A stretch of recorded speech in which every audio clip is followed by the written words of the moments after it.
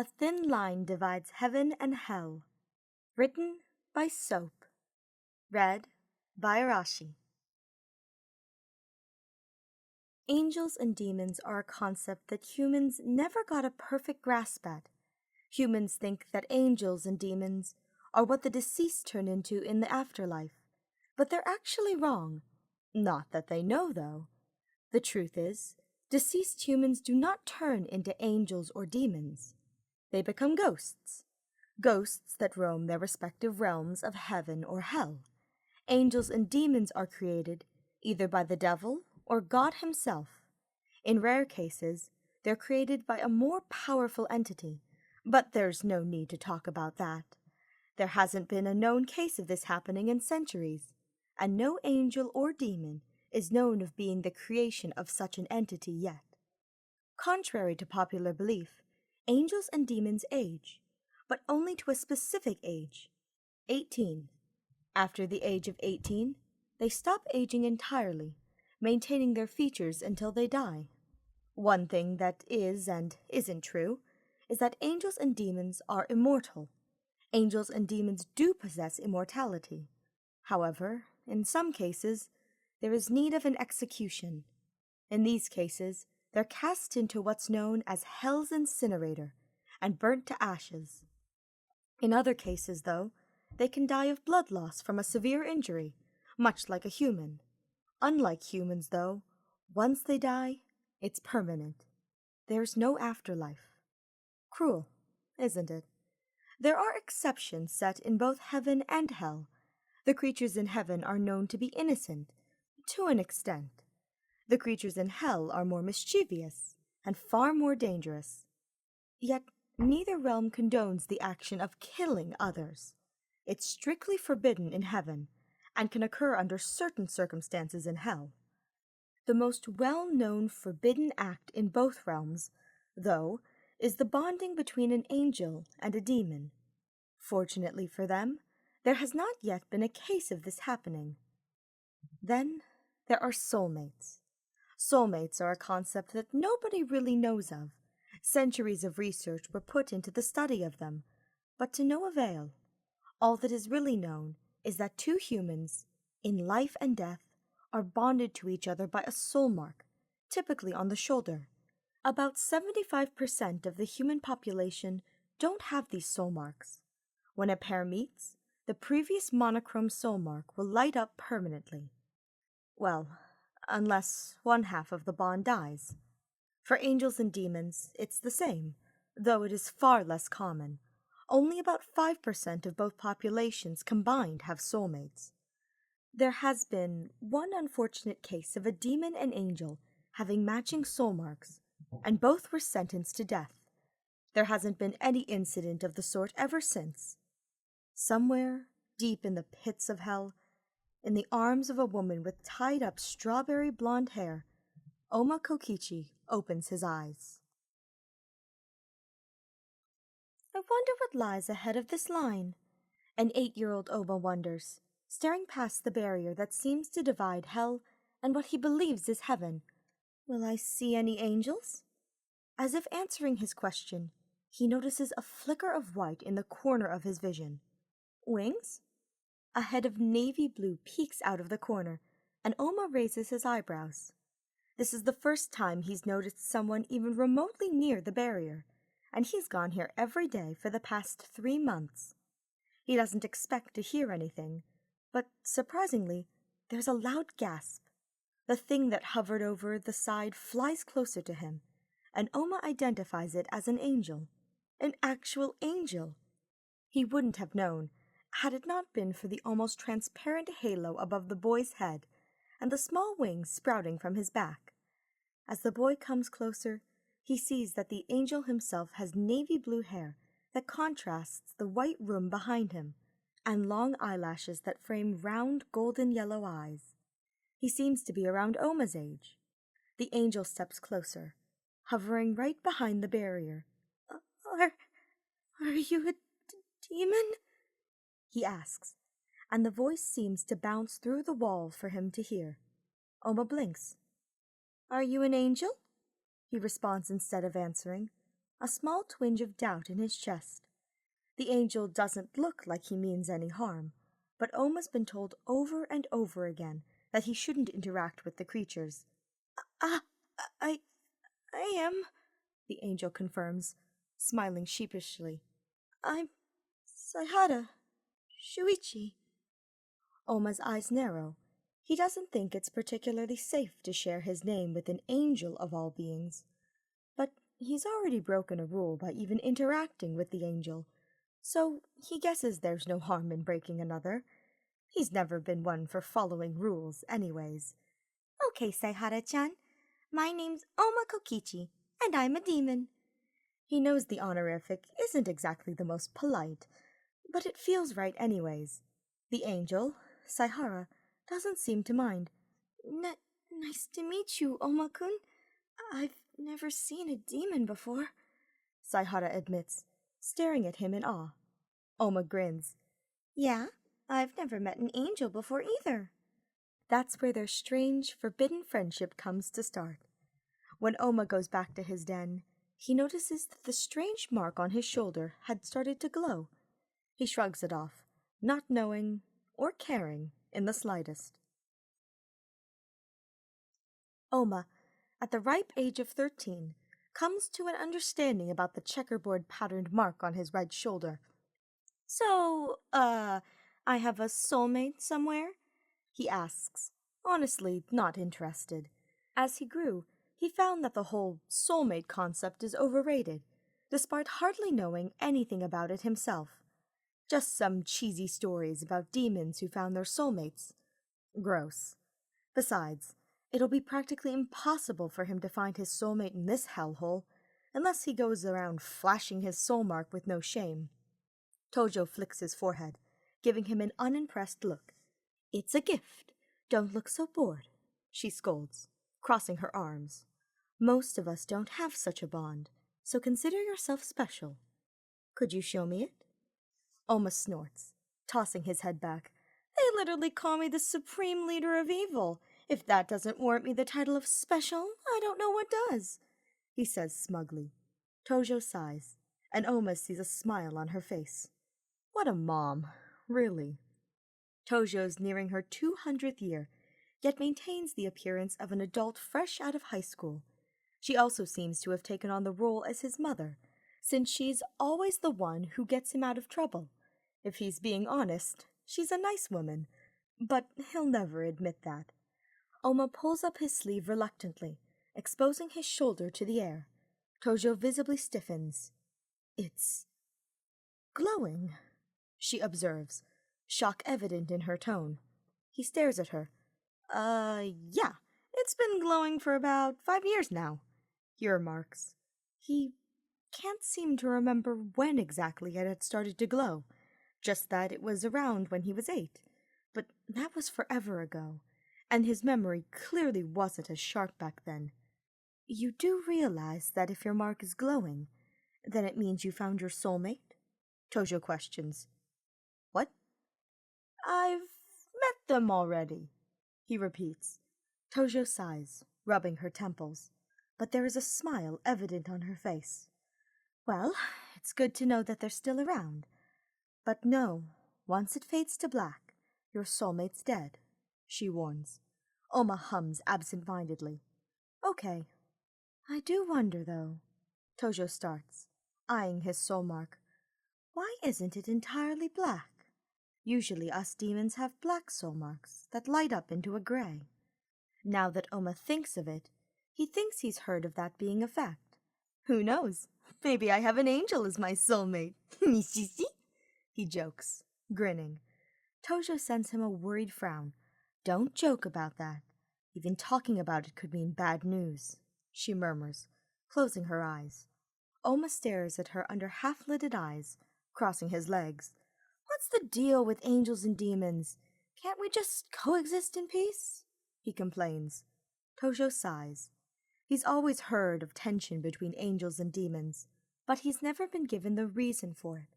He's asked over and over, and still has yet to get a legitimate response. Maybe when you're older, Tojo says simply. Just please, Don't make jokes that can risk your life like that. I'm sure it was just an accident. It shouldn't mean anything. Saihara-chan! I had the most boring conversation with my mom. Ouma complains to the navy-haired angel through the barrier. Saihara chuckles. His meeting with the angel when they were young eventually turned into several meetings, and it became an unspoken agreement between the two that they'd meet here every day. They'd never tried touching the barrier, in fear that something would happen if they crossed into their opposing realms. They also knew full well the consequences that can come from them meeting, but it's not like anyone ever comes around here, even in the 5 years they've been meeting. You're talking about Tojo-san, right? He asks, amused. Ouma's pout transforms into a grin, and he folds his arms behind his head. Nishishi, you're right, but that was a lie. But I'm not lying when I said she talked about the most boring topic in hell. He emphasizes, stretching his legs. Saihara smiles. What was it about? The other boy asks, and Ouma wrinkles his nose at the memory of it. Soulmates. He deadpans, and Saihara's eyes practically light up. Soulmates? Aren't those pretty uncommon around here? Saihara wonders, and Ouma nods. I mean, I don't have one, so I don't feel the need to learn about it. He lies. Saihara lets out a huff of laughter. Well, I have one, and apparently I've already met them. But I don't feel the need to find them, the angel says. Ouma raises an eyebrow. So Saihara does have a soulmate, and he's met with whomever it is. It's probably insensitive to ask to see the soul mark, so he'll just refrain from doing so. Oh, you don't want to find them? Well, in that case, what I said earlier was a lie. I have a soulmate too, Ouma reveals, shrugging nonchalantly. Saihara nods thoughtfully. I thought you might have had one. It's a gut feeling, I guess, he says, and Ouma peers at him curiously. And I don't think I'm going to find my soulmate because, well... Saihara trails off, cheeks turning pink. Does Shumai have a crush? He drawls, batting his eyelashes teasingly. A faint blush lights up on Saihara's cheeks, and the angel looks away, embarrassed. Ouma blinks. That's kinda cute, actually. Wait, he shouldn't be thinking that. I'm not sure yet. But yeah, there is someone, he mumbles, and Ouma hums. Though I don't think it'd be possible for us to end up together. That surprises Ouma a bit. Does Saihara not think his maybe crush likes him back? Huh. Tell me about them, Saihara-chan. He grins, propping his chin up against his fist. Saihara's blush deepens. Well, he's really playful, and a bit blunt, and he likes to... How about we change the topic now? Saihara quickly cuts himself off, and Ouma pouts. Well, if Saihara really doesn't want to talk about it, then so be it. How boring, he says, yawning. Then his face brightens, a new topic coming to mind. All right then, tell me about those two super oblivious friends you have. His and Saihara's relationship means a lot to Ouma. Platonic feelings eventually develop into romantic ones, and Ouma first realizes when he's 14. He's sure he's had an inkling of a crush on Saihara for 2 or 3 years, but he's never come to terms with the fact that he actually likes the angel. He knows he could never reveal it, lest he wanted to get killed for doing so. Just the friendship he has with Saihara is enough for him. It's rather unfortunate that they're unable to actually interact with one another. Sure, verbally, they've been conversing for years, but physically, they've never touched. The recognition of his feelings comes to light during a conversation he has with Saihara one day. Living in heaven may not be good for my sanity. Saihara chuckles, tossing his head back. Ironic, isn't it? I kind of wish I was a demon instead. We could also be able to hang out as much as I want if we were. Ouma blows a strand of hair out of his eyes, staring at the angel. You'd really sacrifice that nice rainbows and sunshine life you have right now to become a demon? He asks, exasperated. Saihara hums thoughtfully. I'll miss everyone over here, that's for sure. But I've known you for a lot longer. I think it's a fair trade, Saihara comments, smiling. Ouma feels his heart skip a beat. Saihara's really something, giving up his entire life as an angel just to become a demon for him? Absolutely insane. Though Ouma would do the same in a heartbeat, had he been given the option to. He thinks back to the time a close friend of his, Amami, went to him for relationship advice. Something about courting the anthropologist dude, Shinguji. If Saihara had been a demon, could Ouma have talked to Amami about him? It feels kind of nostalgic. Ouma-kun?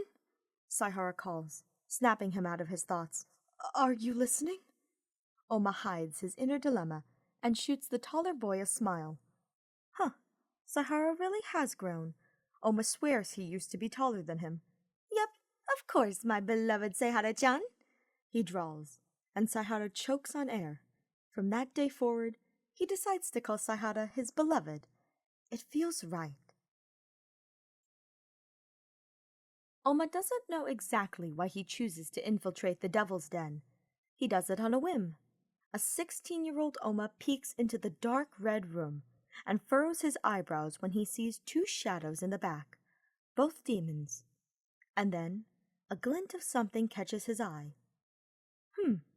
It sits in the corner of the room to his left, suspiciously lying there. Ouma's half tempted to make a dash for it and grab it, but his gaze keeps flickering back to the two shadows in the back. They're talking pretty loudly. Are they fighting? No, it's mine, and if you take it, you know what it'd do. A male voice echoes from inside. Izuru! Come on, give it to your bestie. This time, a female voice. Ouma narrows his eyes. Izuru. He swears he's heard that name before. Where? Oh, it must be Kamakura. Kamakura Izuru. The devil. Where'd you hide it, huh? I kinda need it, you know. The woman prods. I told you, I'm not giving it. There are people who need it more. And don't call me that. We aren't familiars. Kamakura retorts. What are they talking about? Like who? She coos. As far as I know, there's no one important to you that you'd like to revive. Kamakura clicks his tongue, and Ouma hears them move, away from himself. His gaze flickers back to the gleaming red object in the corner of the room. Is that what they're talking about? And who's that woman? If the woman's threatening to take the item away, it's Ouma's moral obligation to aid the devil. So, Ouma hides his wings and tail, leaving his horns. Going under the transformation takes a lot of his energy away, so this will have to suffice. He can only hold the transformation for at most 20 minutes, so it's best he doesn't waste all his energy. He creeps to the corner, more grateful than ever for his small stature. The closer he goes, the more he can make out what it is.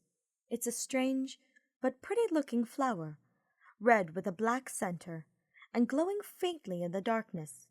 He hesitantly picks it up. The flower is about the size of his palm, and he's already feeling like he's about to do something he's going to regret. Oh well. He finds that the flower is unbreakable. The shape is solid, and the glow illuminating from it almost acts as a barrier. Ouma tucks the flower under his scarf and quickly runs to the entrance, hiding behind an obsidian slab. He can hear the two talking again, and this time the woman sounds furious. Izuru, you're being stupid, she insists, and he hears a loud clack of heels. If you aren't gonna give it, then I'll find it. After all, it's not supposed to stray too far from the devil's den. Ouma freezes, checking his distance from the den, about 2 or 3 feet away. Thankfully, not too far. He can only hope he's hidden well enough so that the woman doesn't find him. He hears her walking around seemingly the whole den before giving up and leaving with the threat that she would be back to obtain it, even if it means killing Kamakura. Oma's not exactly sure how she'll accomplish that, seeing as he's about the highest level a demon can rise to. But then, that raises the question, why didn't Kamakura just kill her? Threats to the devil can't end well. As soon as the clacking of heels fade out, he rolls out of his hideout. He sees a shadow moving around the room, pacing, and makes his presence known, releasing his wings and tail. Hello? Knock knock? He calls, and the pacing shadow freezes. Who is it? Kamakura asks warily. Ouma skips inside, skidding to a halt when he almost smacks into the shadow. He blinks, and the faint light from inside the den enables him to see a tall man with long, dark hair and red eyes. He also seems to have his demon parts hidden. Ouma reaches underneath his scarf to pull out the flower. He sees Kamakura's eyes widen in shock. This is yours, right? I kinda stole it while you and that weirdo were talking, he says, holding the flower forward. Kamakura hesitantly grabs the flower, and then stares at him. Who are you? He asks again, and Ouma tilts his head. Ouma Kokichi, he replies. Kamakura stares at him with a confused look. I've never seen you around here. That's strange, he murmurs. Ouma folds his arms behind his head. Well, this is a pretty big place. It's only natural you wouldn't know who I am, he points out. Kamakura shakes his head. No, I remember all the demons I've created, but I can't seem to remember you. He objects. That jogs Ouma's memory. Yeah, he was supposedly created by this man. Is this guy supposed to have a crazy good memory, to be able to remember the thousands of demons roaming in hell? In any case, Kamakura changes the subject, looking at the flower. I have to say, I owe you one. This flower is especially important to me. Ouma peers at the flower curiously. It doesn't seem all that special, unless it has some magical power. What is it? It's a flower that brings any deceased entity back to life, he responds. Enoshima wanted it to revive her deceased significant other, but I insisted on not using it yet. After all, there was only one like this in hell. Ouma hums, so it does have some magical powers. I'm not planning on using this as of yet, Kamakura continues. But it's best to keep it, for a more severe situation. Ouma grins. Good thing I took it when I had the chance. Nishisi? Kamakura gives him a look that he can't quite distinguish. Interest? Respect? Confusion? He doesn't know, but the devil clears his throat. Well, I certainly do owe you a favor now, he remarks. Let me know if I can assist you with anything. Ouma gives him a thumbs up. Okay, Kamakura-chan. And that's how he befriends the devil. I found out why everyone's so strict about angels and demons befriending one another, Saihara informs him a month later. Ouma lays on his stomach, legs swinging back and forth in the air. He pauses and brings his eyes to meet Saihara's. The rule is strictly enforced in both realms, Ouma comes to realize, which is extremely unfortunate because of his sad, unrequited crush on the angel. Not that he's telling, of course. Yeah, I still haven't been told yet, Ouma says, fiddling with a horn. So, what's the reason, Saihara-chan?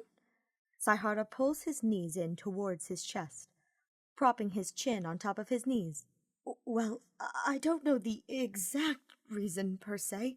I just found out from Kirigiri-san and Naegi-kun that there was a war between the two realms a few centuries ago, and the two haven't exactly resolved their conflict. Naegi-kun was apparently part of the war too, still the god, though I can't seem to remember the demon he fought against. Was it Enoshima? Yeah, I think that's the name. Ouma paused to think for a moment. Enoshima? Wasn't that the lady who went and threatened Kamakura last month? Though, Ouma has to wonder, why wasn't it a fight between Kamakura and Naegi? Probably because Naegi, the god, isn't equal to Satan.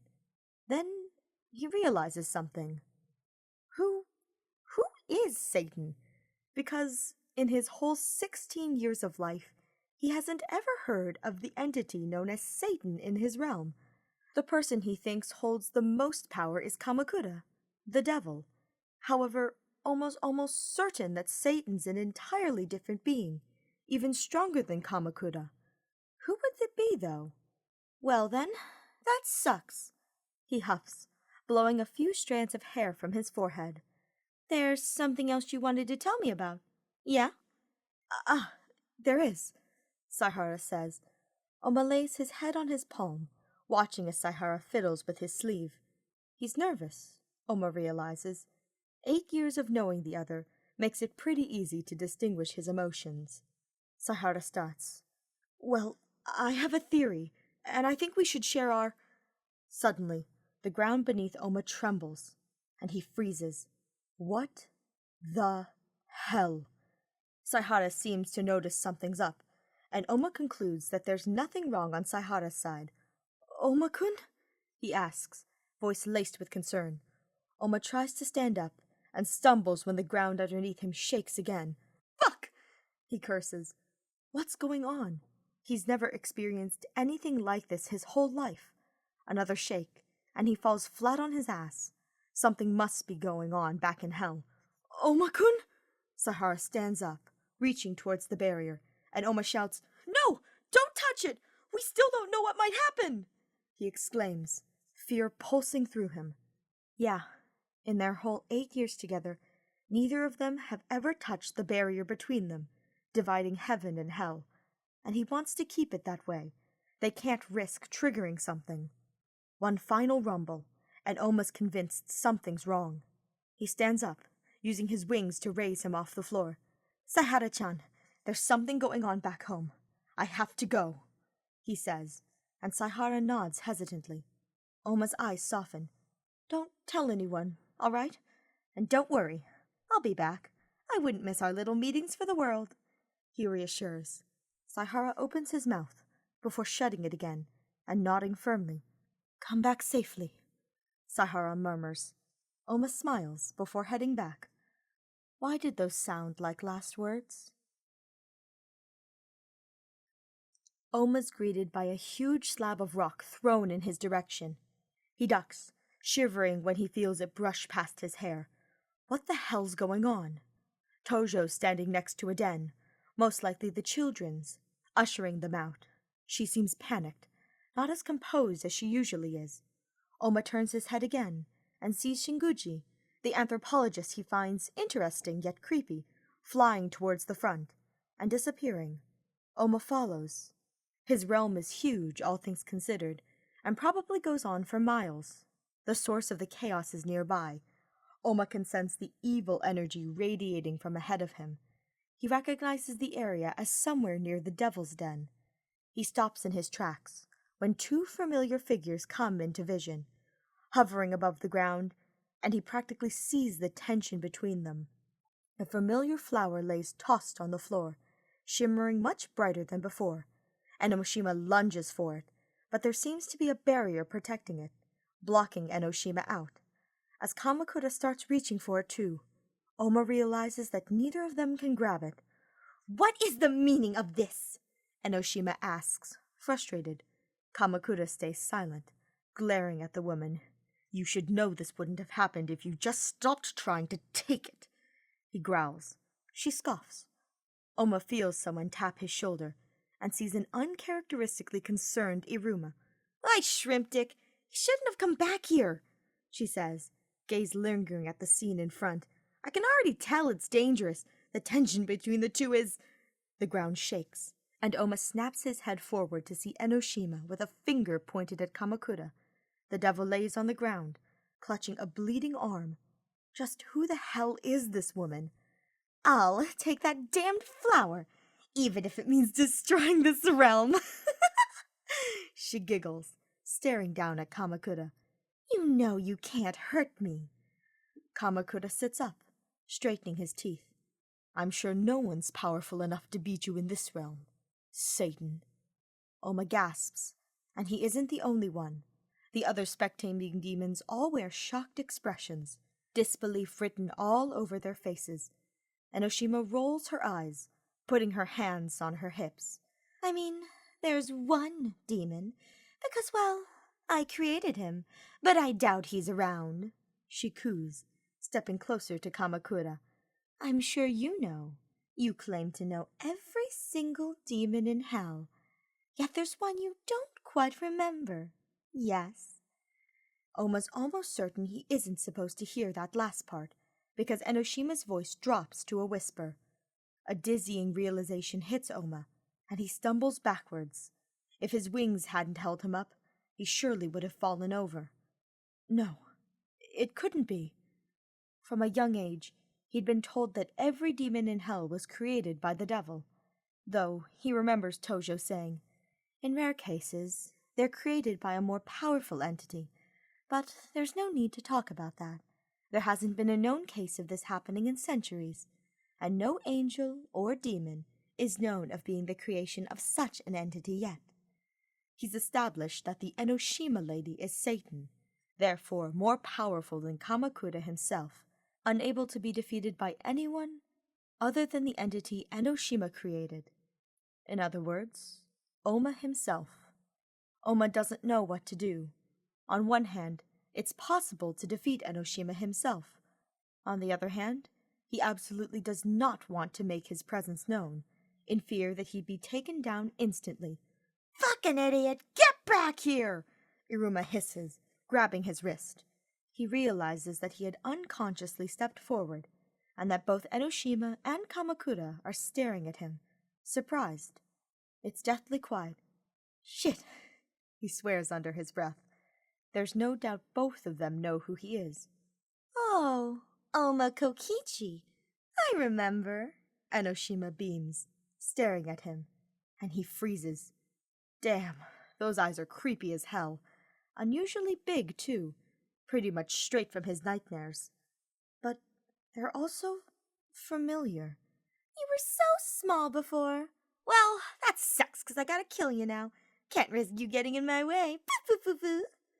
With the twirl of her hand, Enoshima summons a spear out of nowhere, which is incredibly strange in itself because, while demons naturally have magic, he's never seen a demon actually summon an object, never mind a weapon. He figures he has enough time to dodge, considering their distance from each other.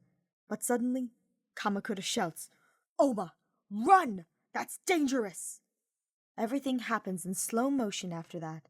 A blur of white enters his vision, and he's knocked back, the air kicked out of his lungs. He hears a few screams, and feels something wet. Blood, he realizes, when his sight comes back. His eyes focus to the front of him, confused. What happened? Why is there blood? Why doesn't it hurt? That's when he notices the white wings.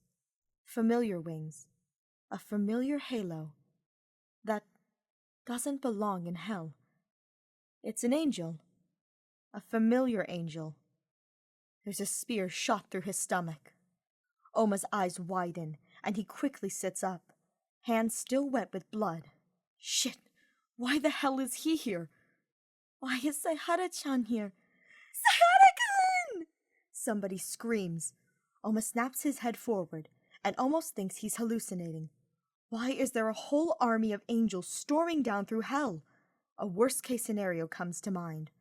What if another war is about to begin?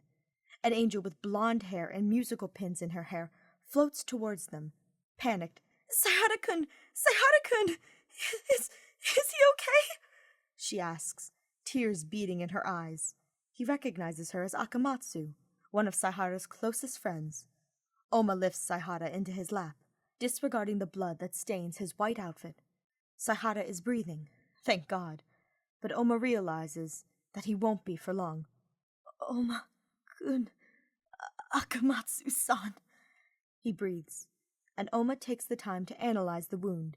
He isn't stabbed through both sides, which is good. The wound is deep, though. Deep enough that he's certain Saihara is going to die. Akamatsu seems to realize, too, and her face goes deathly pale. Oma's lips thin into a line, and he stares at Saihara's unfocused eyes. "Saihara-chan," he murmurs. "Why?" Saihara opens his mouth, then coughs. Ouma cringes, closing his eyes to block out what would surely be a gruesome sight. The blood stains Saihara's pure white wings and trickles down his mouth.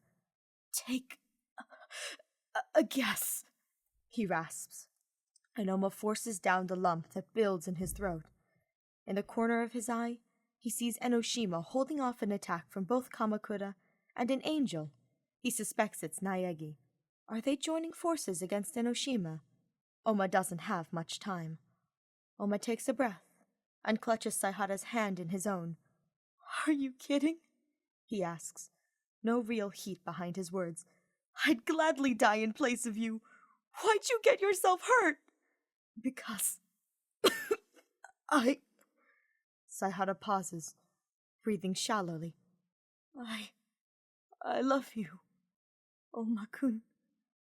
Ouma feels his heart shatter. There's no way Saihara can just say that and then die on him. You're a fucking idiot," he laughs dryly. "You're way more deserving of life than me, and you just cast it aside like that? For me?" Saihara smiles wobbly, grimacing. "Well, you're worth saving." The tears start streaming down Ouma's face. "You're a fucking idiot," he repeats. "But I love you too. Take that information to wherever you're going next." He's heard that there's no afterlife for angels or demons, but he has to hope that Saihara has a chance. Ouma's well acquainted with death, having lived in hell his whole life, but the fact that it's Saihara, his best friend of 8 years, leaves a crushing impact on him. He wants to scream, he wants to cry, or anything, but he'll keep his cool, just until Saihara... "Akamatsu-san," Saihara murmurs, gaze flickering weakly to the girl. She nods, wiping her eyes. "Be careful, and make sure Ouma doesn't blame himself too much. I'm sure you guys can become good friends." Akamatsu nods, sending a sad smile in Ouma's direction. He doesn't return it, opting to stare at the wound in Saihara's stomach, as if it would make it go away somehow. "Ouma-kun, look at me," Saihara pleads softly, his hand weakly reaching up to hold his cheek. Ouma's eyes blur as more tears cascade silently down his cheek, but he stares into Saihara's eyes, the golden yellow hue that he'll never see again. "I love you. So be careful, okay? Make sure everyone makes it out safely," he whispers, and Ouma nods. It's the least he can do. Well, and he's killing the bastard Enoshima. Akamatsu heaves a last sob when Saihara's eyes shut, and the halo and wings that Ouma came to love fades until there's nothing left, just Saihara's body.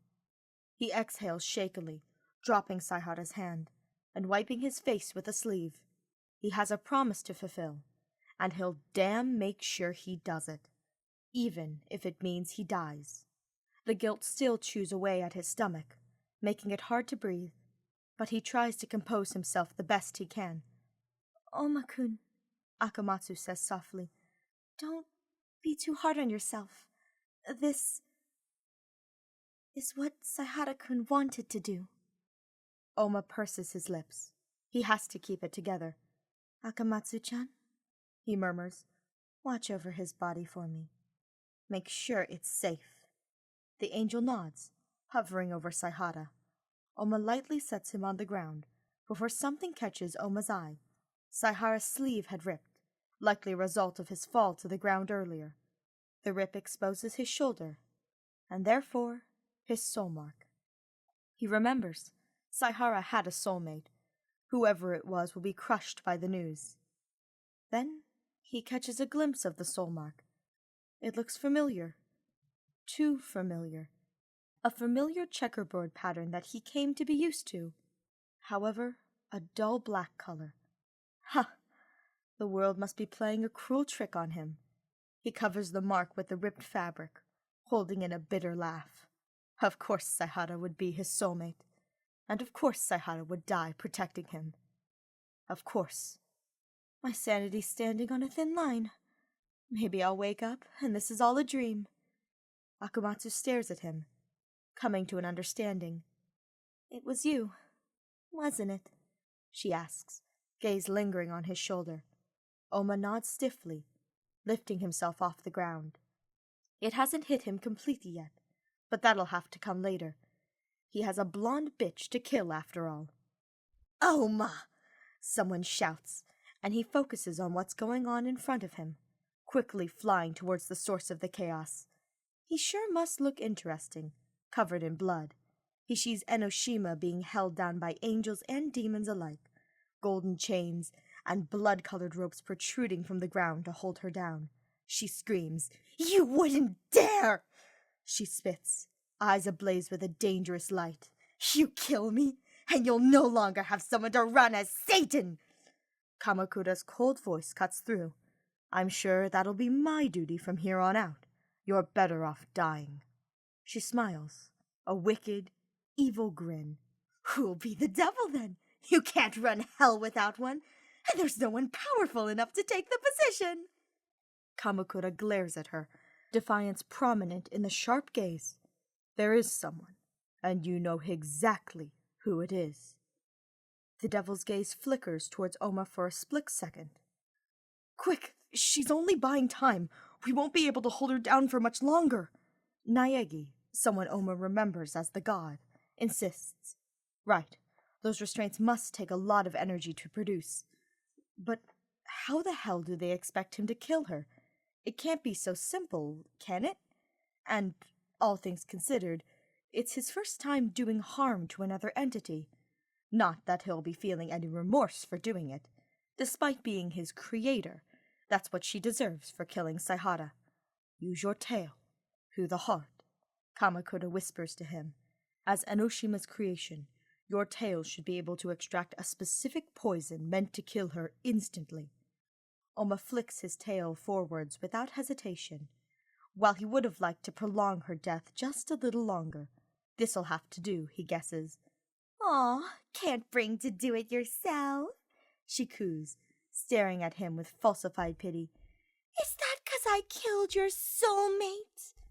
Ouma's eyes widen, and he hears a few gasps echo around him. His pupils dilate, and his tail shoots forward. "I can bring him back, you know." He freezes, his tail millimeters away from Enoshima's chest. The wind feels knocked out of his chest, and he stares at her. "That's right. I know a way I can bring your beloved Saihara-chan back to life."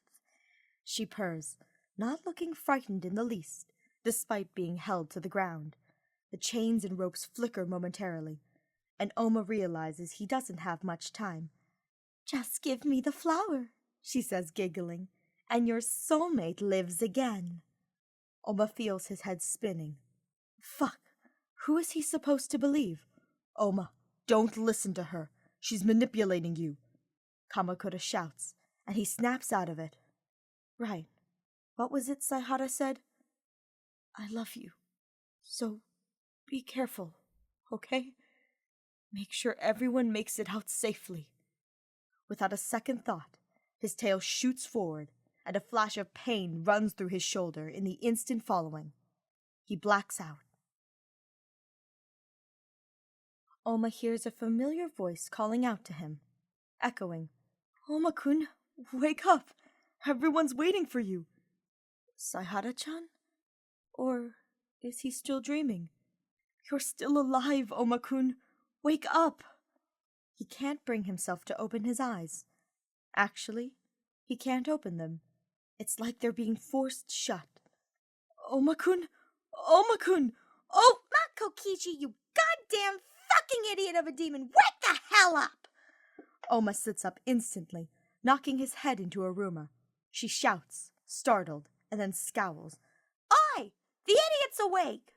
she calls, and the angels and demons alike come over. They're all chorus, a bunch of congratulations thrown at him. Ouma winces as they bombard him with questions. Seeing as the angels and demons are together, does that mean there's an alliance of some sort now? A compromise? Ouma takes a look at his surroundings. It seems to be the division between hell and heaven, the place he and Saihara had met up all those times before. Saihara-chan. A breeze creeps past him, and he shivers. It's at that point he realizes he's shirtless. Therefore, his soul mark is exposed. His eyes widen, and he slaps a hand over his shoulder, and then winces. Fuck, why is it so sore? Also, is that a bandage? Everyone knows what's going on between you and that angel, so you don't have to worry or anything, Iruma remarks. And also, I wouldn't touch that. You got shot. Instead of dropping his hand, he stares at Iruma. His question comes out raspy, but easy to make out. Is it?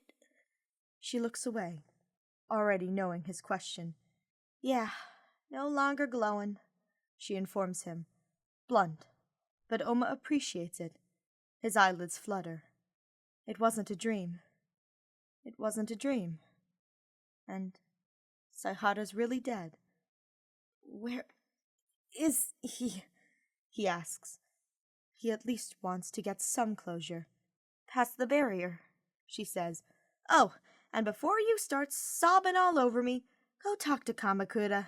He has a few questions. Ouma's eyes trail across the area to land on Kamakura, who watches him from afar expectantly. Past the barrier, he makes out the familiar form of Saihara. He swallows the bitter taste in his mouth. Right, he sighs, and lifts himself off the ground. His cape that he honestly hasn't worn in a good 5 months lies to his side. Well, at least he doesn't have to go walking around shirtless. He throws it on, clipping it together, and then heads to Kamakura.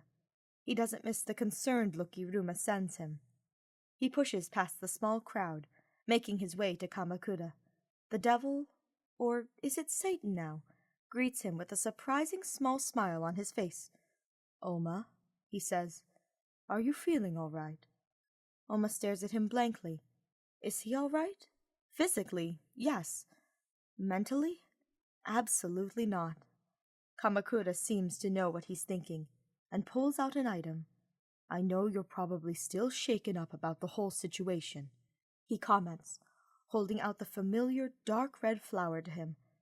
Ouma takes it, and he stares at it in confusion. What am I gonna do with this? He asks. Kamakura nods his head in the direction of heaven, and it clicks. You're giving this to me? He asks, incredulous. Something this important. That's risky. But he can't help but feel a bit of hope blooming in his heart. Kamakura sends him a small smile, crossing his arms. That's what I'm thinking. After all, you saved both heaven and hell from this rivalry we have going on. And you're the reason this flower even exists here in the first place. However, I do have something I'd like to request of you, and a warning before you use it. Kamakura inhales. First, the warning. Since the flower's origins are from hell, the angel, who I'm assuming you're bringing back, will be brought back as a demon, not an angel. He explains, though his memories will still be intact, so there's no need to worry about that. While Ouma would have never done it without getting verbal consent from Saihara himself, he remembers something from a conversation they had a while back. Living in heaven might not be good for my sanity, Saihara chuckles, tossing his head back. Ironic, isn't it? I kinda wish I was a demon instead. We could also be able to hang out as much as we want if I were. Ouma nods firmly. Kamakura continues. Next, the request. Kamakura stares at him in the eye, and he almost recoils at how intense his red eyes are. Well, if it were anyone else, they surely would have.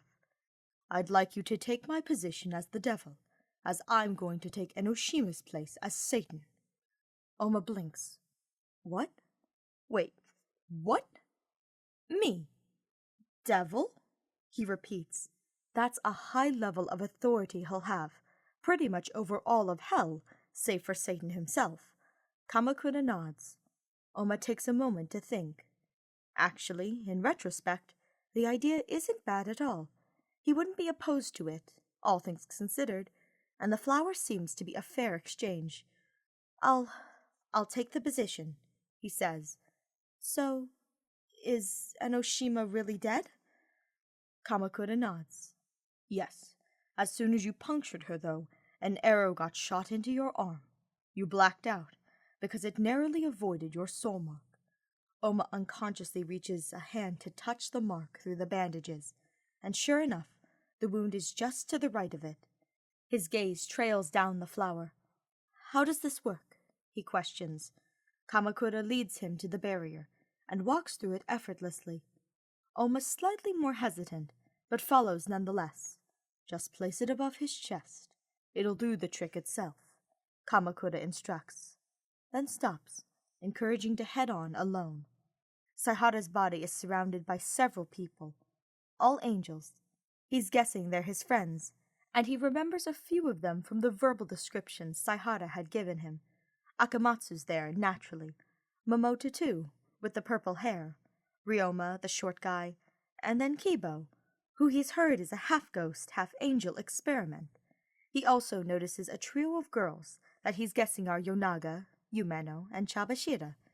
A hush falls over the group as Ouma steps forward, and he realizes he must look particularly out of place, the demon parts protruding out of him, contrasting with those of the angels. They all realize who he is, and step out of the way. He mentally thanks them, because he really does not want them around during this. He sits on his knees, right beside Saihara's dead form.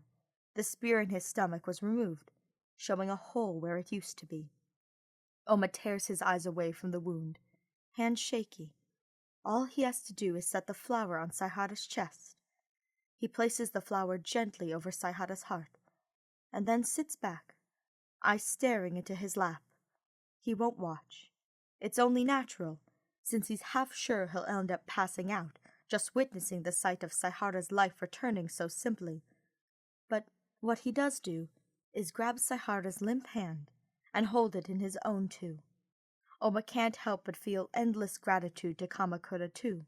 While they're technically exchanging favors, Ouma feels like he has it good both ways.